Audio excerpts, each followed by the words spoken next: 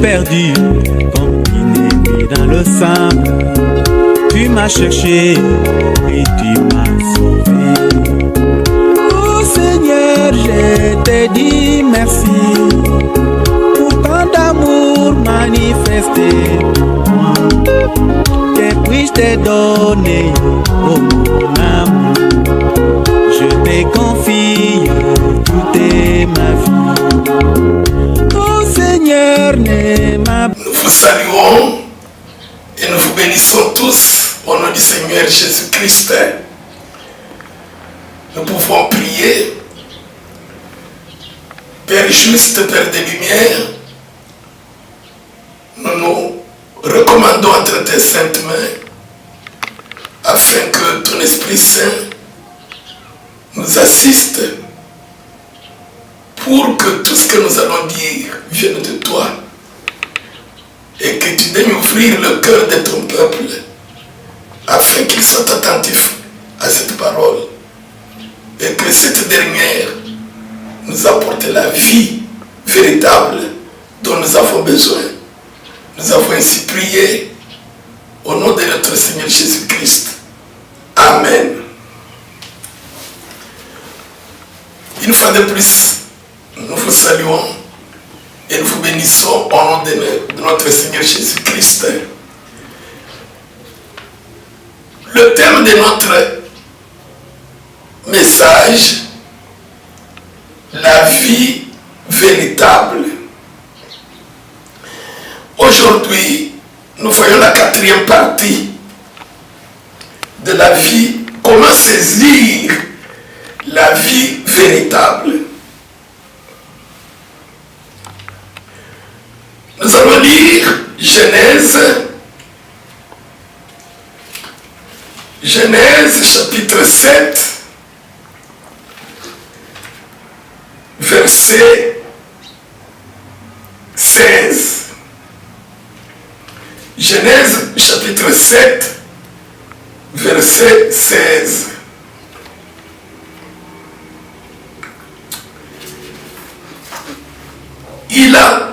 Il en entra, mâle et femelle, de toute chair, comme Dieu l'avait ordonné à Noé. Puis l'Éternel ferma la porte sur lui. Nous lisons une fois de plus. Il en entra, mâle et femelle, de toute chair, comme Dieu l'avait ordonné à Noé. Puis l'Éternel ferma la porte sur lui. Le deuxième passage que nous allons lire est dans Luc, chapitre 13, versets 1 à 9.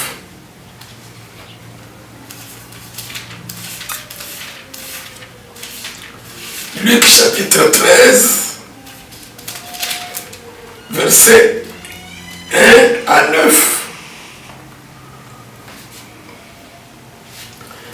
En ce même temps, quelques personnes qui se trouvaient là racontaient à Jésus ce qui était arrivé à des Galiléens, dont Pilate avait mêlé le sang avec celui de leur sacrifice.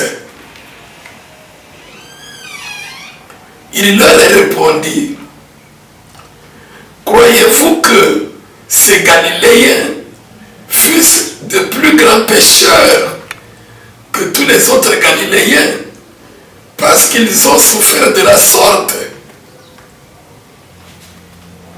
Non, je vous le dis. Mais si vous ne vous repentez, vous périrez tous également. Ou bien, ces 18 personnes sur qui est tombée la tour de Siloé et qu'elle a tué, croyez-vous qu'elles fussent plus coupables que tous les autres habitants de Jérusalem? Non, je vous le dis. Mais si vous ne vous repentez, vous périrez tous également. Il dit aussi cette parabole. Un homme avait un figuier planté dans sa vigne. Il vint pour y chercher du fruit et il n'en trouva point. Alors il dit au vigneron, voilà 3 ans que je viens chercher du fruit à ce figuier et je n'en trouve point. Coupe-le. Pourquoi occupe-t-il la terre inutilement? Le vigneron lui répondit, Seigneur, laisse-le encore cette année. Je creuserai tout autour et j'y mettrai du fumier. Peut-être à l'avenir donnera-t-il du fruit, sinon tu le couperas. Amen.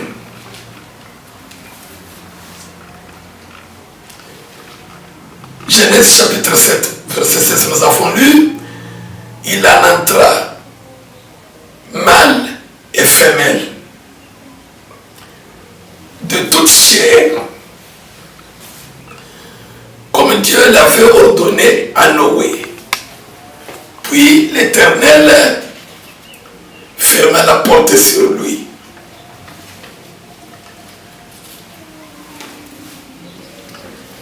Bien-aimés dans le Seigneur,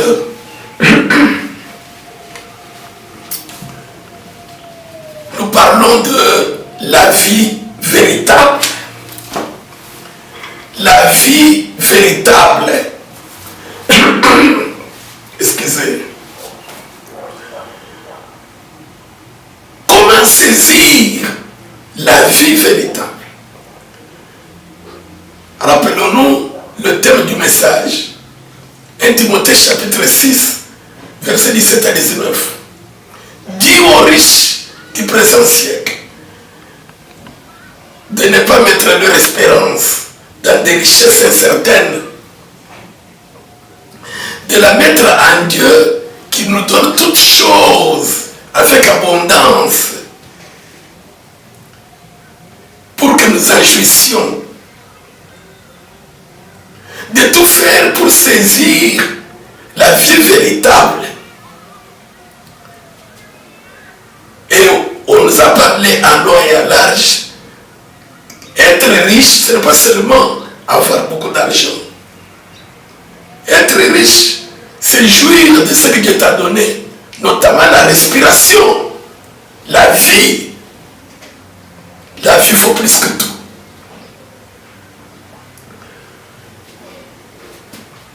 Et nous avons vu dans 3 parties comment saisir la vie véritable. Aujourd'hui, nous voyons la 4e. Nous avions choisi comme exemple d'illustration quelqu'un qui dans la Bible avait saisi la vie véritable. Parce qu'il n'est plus dans ce corps comme toi et moi. Il est là dans le paradis, attendant dans le repos l'enlèvement avec tous ceux qui seront trouvés vivants comme nous en Christ, ensemble pour aller éternellement dans les airs, au ciel, vivre avec le Seigneur pour toujours. Dans Genèse 6, 7 plutôt, 16, nous avons lu Noé entra, il fut d'abord entré de tout le bétail, mâle et femelle, de toute chair, les oiseaux, les animaux,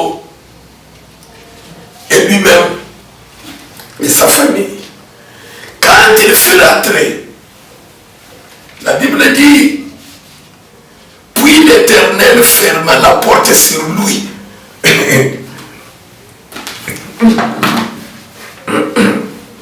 Excusez bien aimé. L'Éternel avait la clé.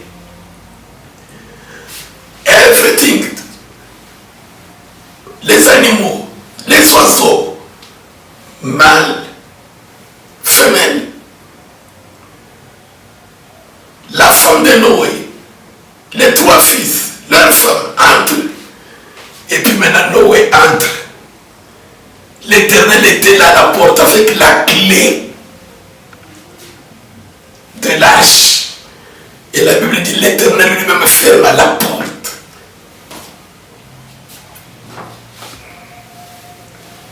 Pourquoi l'Éternel, Dieu, avait-il fermé lui-même, il a fermé la porte? Pourquoi n'avait-il pas donné à Noé la clé que comme tu as fini de construire, alors tu entres et tu fermes. L'Éternel était là, il ferme. Bien-aimé, la vie véritable. Nous avions compris dernièrement que dans 1 Pierre, la patience de Dieu se prolongeait pour que tous ceux qui ne voulaient pas entrer puissent entrer. Et la patience de Dieu a des limites. Quand le moment qu'il a fait lui-même fixé était arrivé, il a dit enough, c'est assez. Allez, faites everything. Chaque chose. Pigeon, lézard, aigle, corbeau, chaque chose entre. Et la famille, et toi-même, et il a fermé. Dieu a fait que personne n'était intéressé en ce moment-là précis de venir et d'entrer. Et il a fermé la porte. Vous connaissez la suite? Le déluge est arrivé.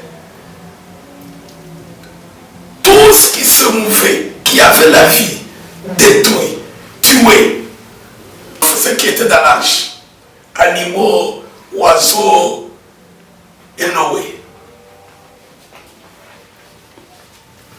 Quelle est la 4e partie que nous voyons aujourd'hui? Pourquoi Dieu avait-il fermé la porte? S'il avait laissé la porte ouverte, quand la pluie a commencé, quand le déluge est arrivé, d'autres, quelques-uns entreraient. C'est-à-dire il y avait des personnes pendant la construction de l'arche qui a duré des années longtemps. Nous croyons peut-être que non, c'est dans 40 jours qu'on a construit l'arche. Non. La Bible nous dit, la patience de Dieu se prolonge, Dieu avait attendu. Vous connaissez comment ce travail était très dur et très fort, la construction de l'arche. Et comment d'abord Noé devait commencer à aller chercher les animaux, à attraper les oiseaux, chaque espèce, pour les ramener dans l'arche.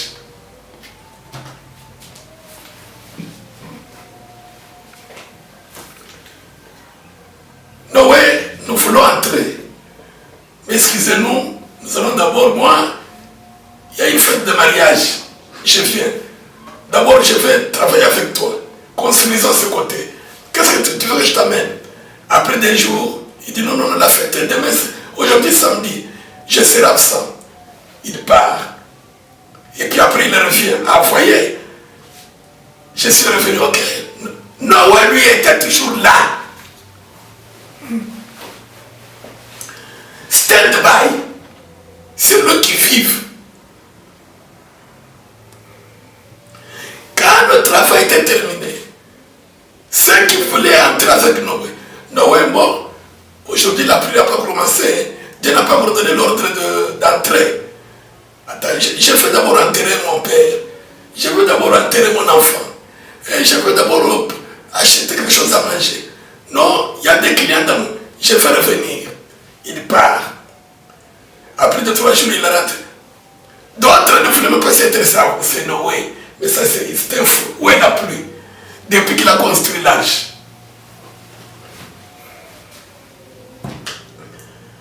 Bien-aimé dans le Seigneur, car le moment est arrivé, un moment secret de Dieu lui-même, que personne ne connaissait, ni Noé, ni les animaux, ni la famille de Noé, ni les anges dans le ciel. Personne ne savait. Lui-même, l'Éternel, le Père, la ferme. Il y en a qui venaient d'entrer. Oh non, qu'est-ce que c'est? Où est Noé, personne. Ah d'ailleurs, où est la pluie? D'autres non, moi je tenais à entrer. Moi vraiment, je crois que c'est Dieu qui a fait parler. Mais c'est déjà too late. La porte est fermée. Noé. I don't have the key. Je n'ai pas la clé. Dieu lui-même a fermé, il a la clé. Ah d'ailleurs, je ne vois pas la pluie. Vous connaissez la suite. La pluie a commencé. Ce n'est pas le même jour que tout le monde est mort, non. Nous voyons dans le monde quand il y a flood, inondation, les gens meurent étape par étape. Ceux qui habitent peut-être dans les maisons, les étages inférieurs, dans les rez-de-chaussée. Et il y en a qui montent, qui sont au 10e niveau, qui vont sur les arbres, qui vont sur les montagnes. Dieu, avec sa pluie, y allait lentement, mais sûrement. La Bible dit jusqu'à exterminer tout ce qui se mouvait, tout ce qui avait la respiration. Nous allons tout droit au message, parce que nous courons avec le temps. Bien-aimés, plusieurs qui voulaient aussi aider Noé, participer au travail ou entrer, mais qui allaient, revenaient, Dieu les connaissait. Et pendant qu'ils étaient absents, entré, il a fermé. Noé et tout ce qu'il avait déjà rassemblé, qui était stand-by, c'est-à-dire prêt à entrer, ils sont entrés. Il vient, il toque. Je ne vous connais pas. Restez à l'extérieur. Vous, fuyez d'iniquité. Vous n'étiez pas prêts. Et c'était la mort. Ces choses sont écrites pour nous qui sommes arrivés à la fin des siècles, pour nous servir d'exemple.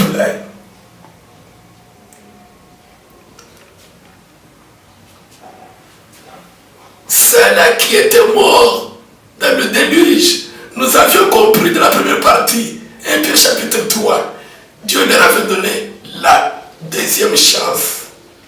Sur la croix, quand il est mort, il est allé leur prêcher l'évangile que nous prêchons aujourd'hui. Parce que Dieu n'avait pas encore envoyé son Fils unique pour mourir sur la croix, pour répandre le sang et ôter le péché du monde. Le péché règne encore sur le monde. Et quand il a répandu son sang, il est allé leur prêcher l'évangile pour la deuxième fois et la dernière. Mais non, qui étions dans Adam, qui avions aussi péché la première fois comme eux, et qui, pendant que nous sommes vivants, nous écoutons la parole de Dieu, l'évangile, Jésus, qui est déjà mort pour nous, ressuscité, monté au ciel. Nous avons confessé nos péchés, il nous a pardonné, il nous a lavé. C'est ça la deuxième chance, la dernière.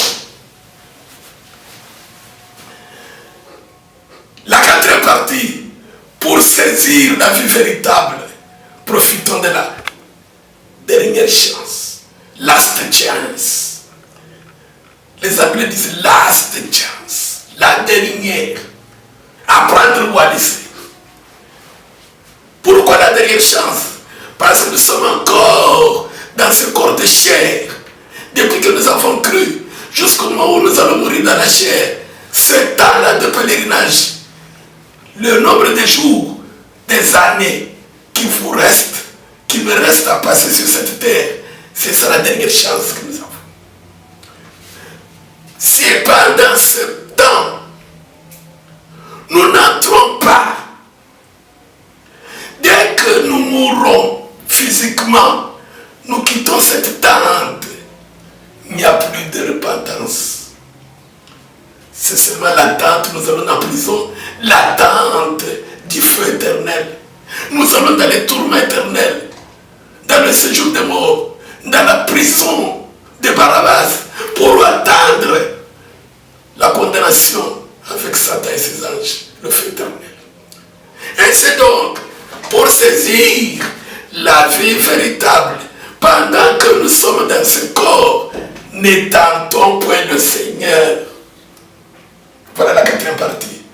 Pour saisir la vie véritable, le chrétien doit profiter de la dernière chance que Dieu nous a donnée, c'est-à-dire l'évangile, en n'étendant point le Seigneur.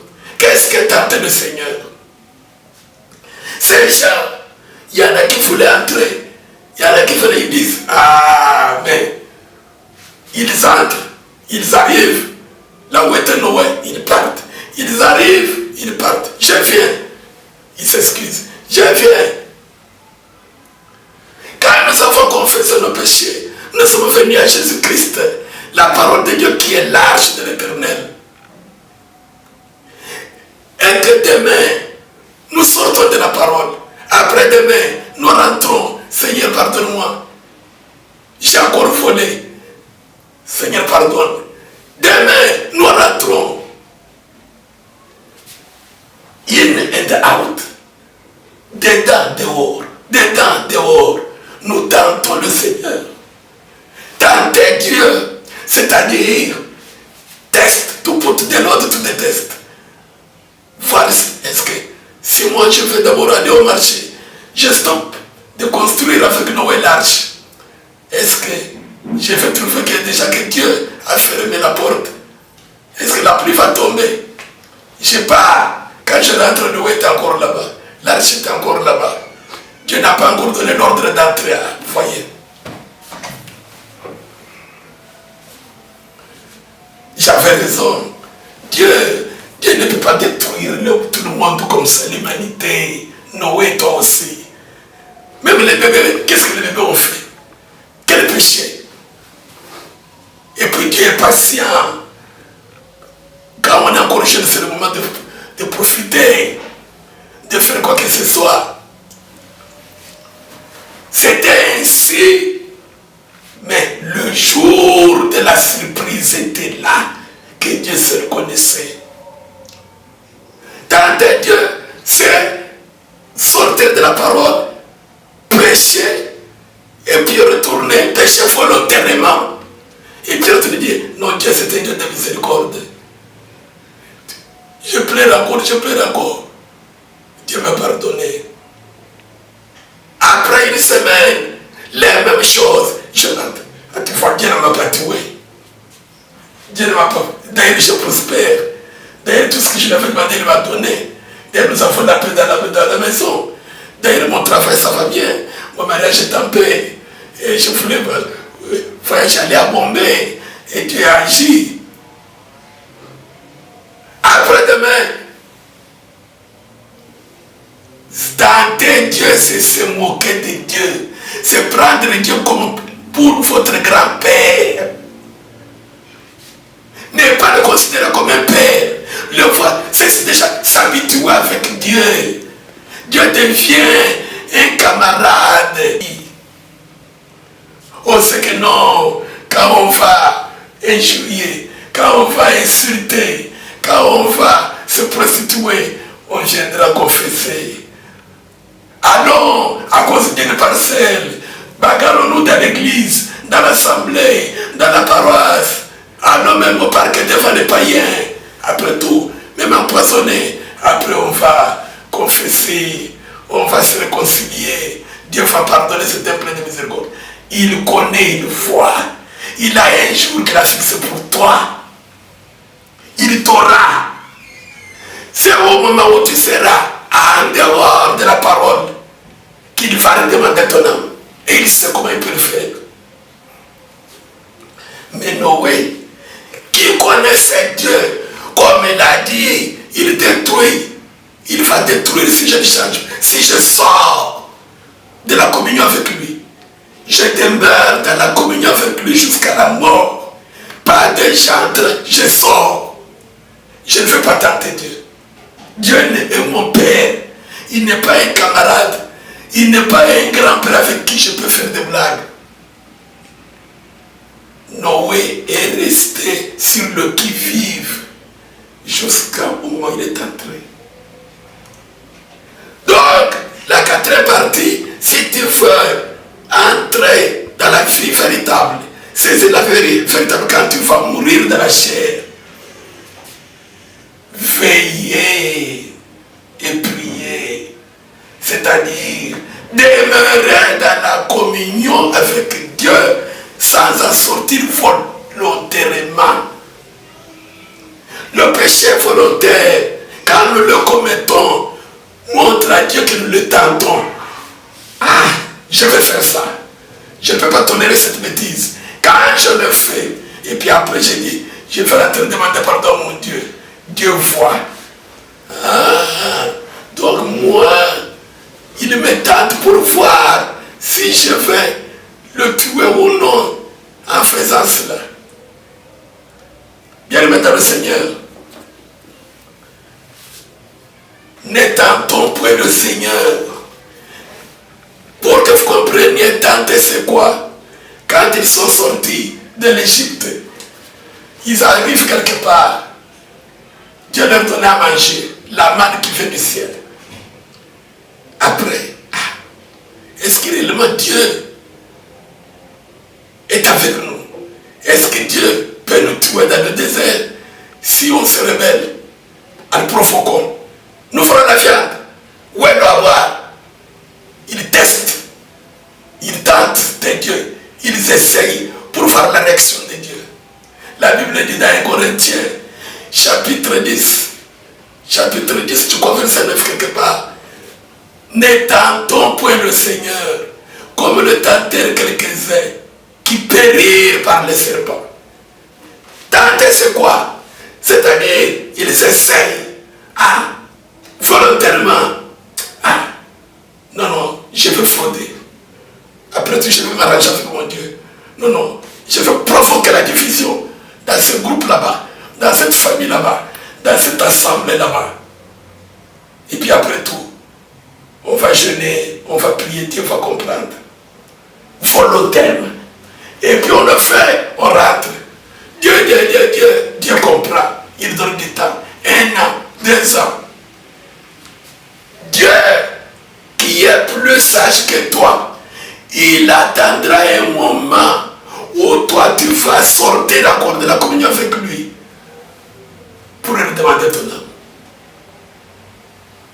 Heart attack, crise cardiaque, stroke ou AVC, oh il est piqué, oh un accident, oh cet enfant de là, cette maman là, non Dieu est parti, oh non, c'était un homme de Dieu, c'était vraiment un fils du Seigneur, il est allé au ciel.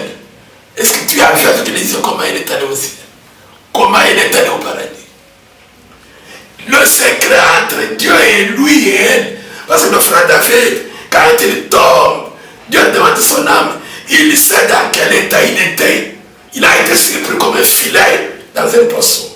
Veillez, veillons, demeurons dans la communion permanente avec Christ.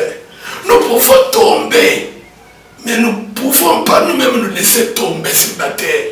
C'est-à-dire, un chrétien, en tant que l'on peut broncher, nous bronchons tous de plusieurs manières. nous pouvons pécher involontairement, ça nous arrive. Mais pas dire, non, je vais faire ceci et je le fais. Bien aimé, quand chaque soir, toi et ta femme, dans votre chambre, ce sont les autres jours de serviteurs de Dieu. Tu vois celle-là, bien je ne l'aime pas. Tu vois celle-ci, d'ailleurs il fait ceci. Après, avant de dormir, Seigneur, pardonne-nous, Seigneur, pardonne-nous. On ne fait que parler du mal des gens. Demain, après-demain, Dieu va. Dieu n'est pas un enfant. Noé n'a pas considéré Dieu comme un enfant. Noé a considéré Dieu comme un père qu'il faut craindre. La Bible dit, bien aimé, que nous sommes dans le temps de la grâce. Le temps de la grâce, c'est quoi? C'est à partir de maintenant jusqu'au jour où tu vas mourir. Dès que tu meurs, la grâce est finie. Parce qu'après la mort, il n'y a pas de repentance. La Bible dit, tout homme est destiné à mourir, après quoi vient le jugement. C'est-à-dire, dès que Dieu leur demande ton âme, il n'y a plus moyen que tu dises pardon. C'est là les Écritures du temps de Noé, quand le déluge les a détruits. Ils étaient en prison, dans les tourments. Jusqu'au moment où le Seigneur est venu, lui qui nous a apporté la bonne nouvelle, pour leur donner la dernière chance en prison. Mais nous, qui avons cru pendant que nous vivons, c'est ça notre dernière chance, parce que nous sommes plus heureux. Dans la chair, nous avons écouté la parole de vie. Nous avons cru. Le Saint-Esprit est habité au-dedans de toi. Ne foulons pas la grâce de Dieu en péchant volontairement, c'est-à-dire en tentant le Seigneur. Profitons de ce temps que Dieu nous a donné pour demeurer à la porte. Vous savez, quand Dieu a fermé la porte, qu'est-ce que cela veut dire? Le jour où Dieu va fermer la porte, c'est-à-dire le jour où il va fermer tes yeux, le jour où tu ne seras plus sur cette terre, dans cette chair, tu ne seras plus confessé, tu ne sauras plus te repentir. Pendant que nous sommes dans cette chair, c'est le moment de montrer à Dieu que nous avons confiance en lui. Comme il a dit, il va te détruire ce monde. C'est vrai. Mais si nous doutons, c'est-à-dire nous tentons, nous disons que non, non, moi je ne peux pas mourir aujourd'hui. Moi, frère David, j'ai un bon santé comme ça. Dieu ne peut pas me... Ma mort physique ne dépend pas de ma volonté, ni de mon argent, ni de ma santé, ni de ma jeunesse. C'est un secret du Seigneur. Et comme je sais qu'après la mort, la vie véritable commence, je dois la saisir maintenant que je dois faire attention. Je dois m'abstenir de ne tenter en péchant volontairement. Voilà, bien aimé, pourquoi nous avons lu dans Luc chapitre 13. Rappelez-vous, le Seigneur Jésus a dit dans Matthieu 24,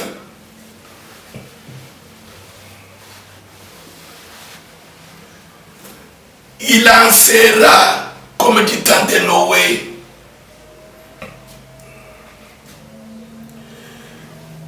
Les hommes mangeaient et buvaient, mariaient et se mariaient, jusqu'au jour où Noé, ils ne se doutèrent de rien, c'est ce que Jésus dit. Ils ne se doutèrent de rien, jusqu'au jour où Noé est entré dans l'arche. Ils ne se doutèrent de rien, ils étaient surpris par le déluge. Et Jésus dit, ça fait plus de 2000 ans, 2023 ans. Il dit, il en sera. Et les apôtres à ce temps-là aussi, au premier siècle déjà nous disent, veillez, c'est déjà la fin des temps. À combien plus forte raison maintenant? Plus de 2000 ans après. Jean l'apôtre dit, c'est la dernière heure. Au premier siècle, il dit, c'est la dernière heure. Que personne n'endurcisse son cœur. Paul le dit dans Hébreux 3, chapitre 3, verset 3. Aujourd'hui, pour toi et pour moi, Le temps de la grâce, c'est aujourd'hui. Demain n'appartient pas à toi ni à moi. La parole de Dieu dit, demain ce n'est pas pour toi. Aujourd'hui c'est pour toi. Qui es-tu toi, homme? Tu es une vapeur. Tu es un souffle. Une poussière. Quand Dieu retire seulement son souffle, c'est fini. Profitons de ce temps aujourd'hui pour décider de ne pas pécher volontairement, de ne pas tenter le Seigneur. Mais si nous tombons, nous branchons en parole ou même en acte, involontairement, nous retournons à lui. Nous pleurons, il nous pardonne. Son sang nous purifie. Mais si, comme il est écrit dans Hébreux 10, nous qui avons connu la vérité, nous péchons volontairement, il n'y a plus de sacrifice. Il n'y a plus de sacrifice pour nous, pour nos péchés. Voilà le sujet. En un mot, le sujet, nous vivons la dernière chance, nous les chrétiens. Profitons-en pour ne pas tenter Dieu. Tenter Dieu, c'est tantôt aujourd'hui, dans la parole, demain en dehors de la parole. Après demain, pardon, on retourne. Là, Dieu qui nous voit, il va retirer ton âme au moment où tu es en dehors de la parole, pour que tu périsses, que tu meurs dans le péché. Parce qu'il faut que tu l'as tenté plusieurs fois. Il t'a donné du temps comme il avait donné du temps à ces gens. La patience de Dieu se prolonge du temps de Noé. C'est la même chose aujourd'hui.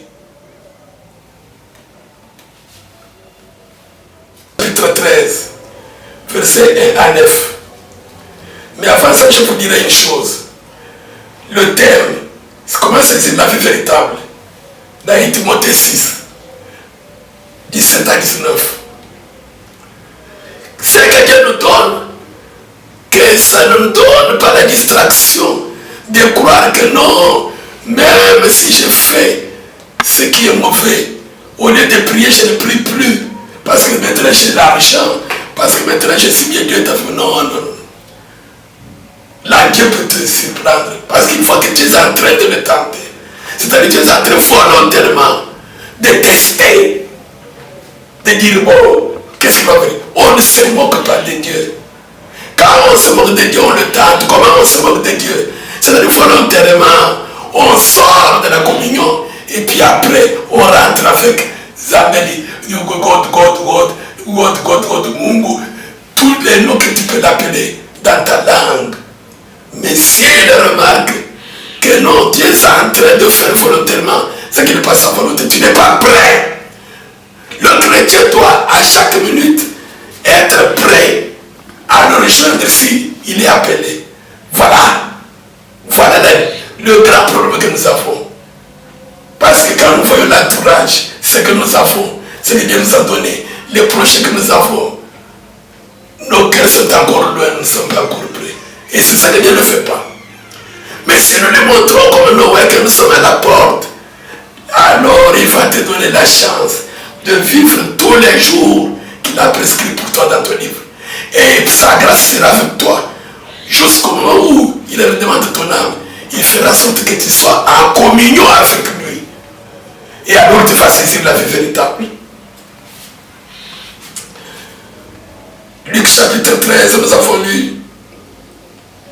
La Bible dit, Dieu aime beaucoup les breaking news, les nouvelles. Jésus, quand il est venu au monde, il aimait beaucoup les informations. Ce qui se passe autour de lui. Un jour, quelques personnes sont venues lui apporter les informations. Ils lui ont dit que non, Seigneur, Pilate a tué des innocents qui étaient en train d'offrir des sacrifices à leur Dieu, le Dieu d'Israël. En ce même temps, quelques personnes qui se trouvaient là raconter à Jésus ce qui était arrivé à des Galiléens, dont Pilate avait mêlé le sang avec celui de leur sacrifice.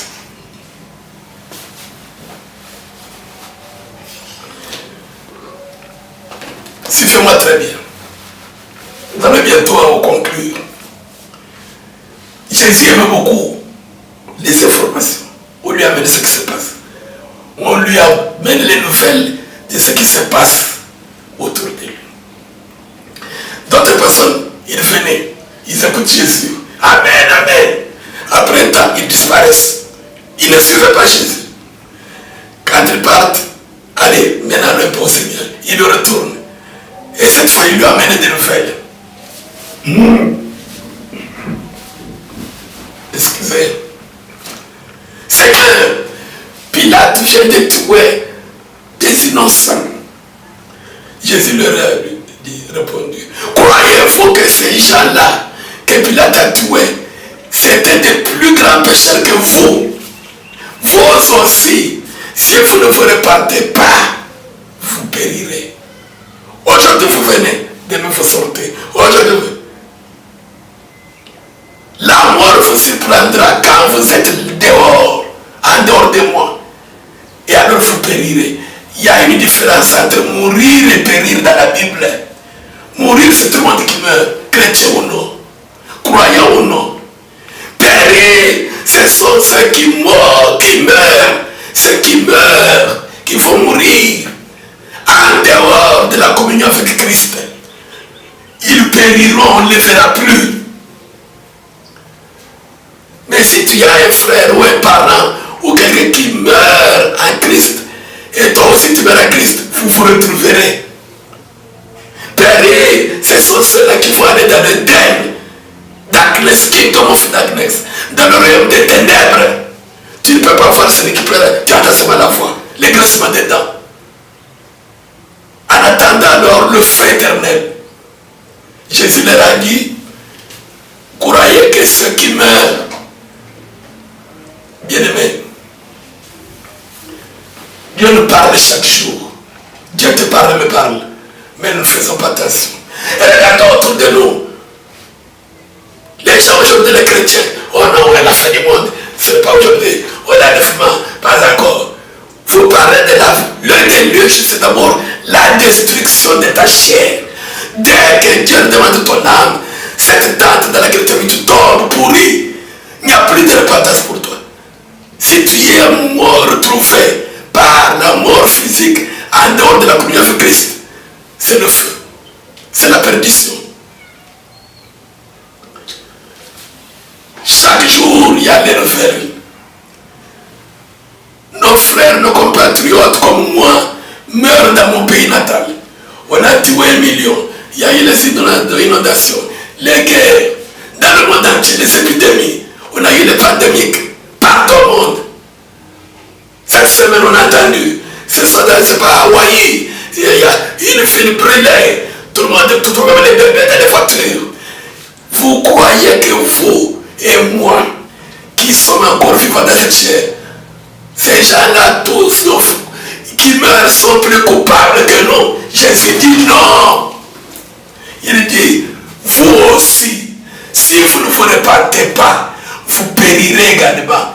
Comment ces gens ne se repentaient pas? Parce qu'ils étaient en présence de Jésus. Il venait, il est rentré. Jésus, pardonne-moi. Demain, il est bien.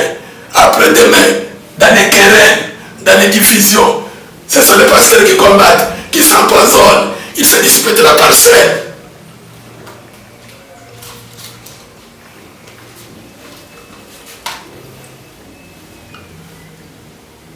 Écoutez le Seigneur. Non, je vous le dis. Mais si vous ne vous repentez pas, vous périrez tous également. Ou bien ces 18 personnes sur qui est tombée la tour de Siloé. Croyez-vous qu'elle a tué? Croyez-vous qu'elle fait plus coupable que tous? Non, je vous le dis. Mais si vous aussi, vous ne vous repentez pas, vous périrez également. Bien aimé, mon temps presse, nous sommes à la fin. J'espère que nous avons compris le sujet. Nous allons lire le dernier message, le dernier passage, et nous allons conclure pour aujourd'hui dans 1 Pierre chapitre 4. Je dis rapidement 1 Pierre 4 et à 6. Ainsi donc, Christ ayant souffert dans la chair, vous aussi armez-vous de la même pensée, car celui qui a souffert dans la chair en a fini avec le péché, Écoutez le verset 2, c'est ça le sujet. Afin de vivre, non plus selon les convoitises des hommes, mais selon la volonté de Dieu, pendant le temps qui lui reste à vivre dans la chair. La dernière chose que nous avons, pendant le temps qui te reste à vivre dans la chair, c'est-à-dire quelqu'un qui le connaît. Si c'est 1 an, si c'est 1 jour, si c'est 10 ans, si c'est 50 ans, be careful. Fais attention. Ne tente pas Dieu. Pas de sortie dedans. Sortie dedans. Il verra que tu le tentes. Tu te moques de lui. Il t'aura. Il a dit, je viendrai comme un voleur. Dieu est plus qu'un voleur de la terre. Dieu est plus que sage. Il est plus que l'aigle. C'est lui qui nous a créés. Dieu, s'il dit que son jour sera comme celui d'un voleur, c'était pour expliquer qu'il ne te fera pas connaître quand il va te demander ton âme. La Bible dit dans Ecclésiaste 8:8, l'homme n'a pas le pouvoir de retenir son souffle. Et il n'y a pas de délivrance le jour de la mort. C'est Dieu. Ainsi donc, bien-aimés, Dieu nous exhorte à ne pas le tenter, comme dans le désert, à dire Amen à son ordre qu'il va détruire cette chair. Quand Dieu dit qu'il va détruire le monde, commence d'abord par ta chair. Parce que la terre, c'est ça. Nous habitons dans une masse de terre. Avant de regarder le monde, est-ce que Dieu va détruire le monde, tuer tout le monde? Mais tous ces bébés qui meurent, on trouve dans les voitures, quand il y a épidémie, ou wildfire, ou incendie ou quoi, ou inondation, par exemple, nous le voyons. Des bébés, des jeunes, des innocents. Et l'État de la même chose. Dieu parle. Il nous rappelle que nous habitons dans une masse de terre, que nous devons veiller et rester fidèles à sa parole. Que Dieu vous bénisse.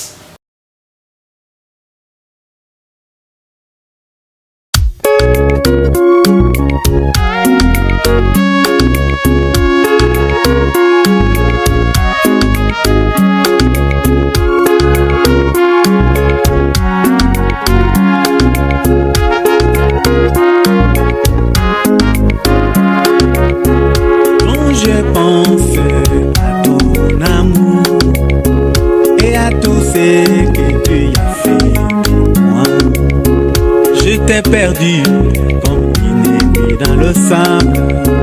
Tu m'as cherché et tu m'as sauvé. Oh Seigneur, je te dis merci pour tant d'amour manifesté pour moi. Que puis-je te donner, oh mon amour?